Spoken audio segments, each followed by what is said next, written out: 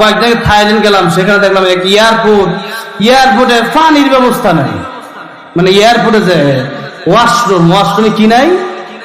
এয়ারপোর্টে বিভিন্ন দেশের এয়ারপোর্টে পানির ব্যবস্থা থাকে, খালি টিস্যু আছে। কি আছে? টিস্যু আছে। আবার মনে করেন যে সব ওই জায়গায় পরিষ্কার করার দরকার নাই, আবার সুন্দর করে হাত সাবান দা ধয়, বুঝলেন না? হ্যান্ড ওয়াশ দিয়ে হাত ধয়, হ্যান্ড ওয়াশ দিয়ে হাত দিতে পারে, কিন্তু বাথরুমে ওয়াশরুমে পানি নাই।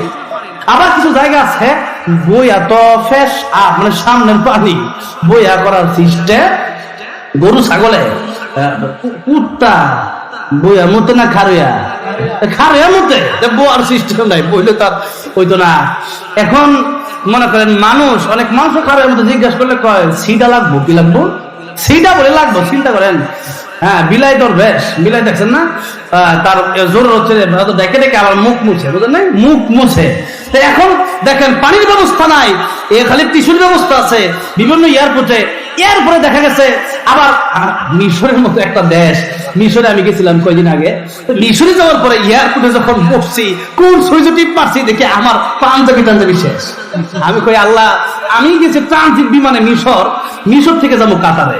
তো মিশর থেকে যখন কাতারে যাবো, তখন এই মুহূর্তে কোন সুইচ টিপ মারছি, বিমানের সুইচ তো কত চিনতাম না, এই টিপ মারতাম উল্টা বললাম। তো যখন এই মিশরে গেছি, আমার লাগেজটা বিমানে দেওয়া, একদিন আমি মিশরে থাকবো, এরপরে মিশর গেছিলাম যে ফেরান লাশে দেখা যাই, এই নিয়তে গেছি।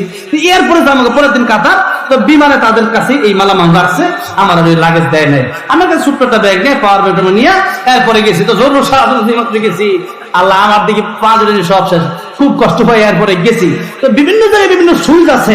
আর কিছু জায়গায় থাইল্যান্ড থেকে মালয়েশিয়া গেছিলাম। তো এই ভাই যে মালয়েশিয়া থাকে, তো মালয়েশিয়া যাওয়ার সময় আমি ওই জরুরতে ঢোকার পর দিকে এখানে ওয়াশরুমে পানির ব্যবস্থা নেই মানে নাই আর কি। তো দেখেন দুনিয়াতে এরকম তাদের কাছে পানির ব্যবস্থা নাই, এটা একটা সভ্যতা। আরে কোরআন সুন্নাহ পড়ে মানে, কিন্তু সভ্যতা তো আছে যেরকম, ঠিক না? ঠিক।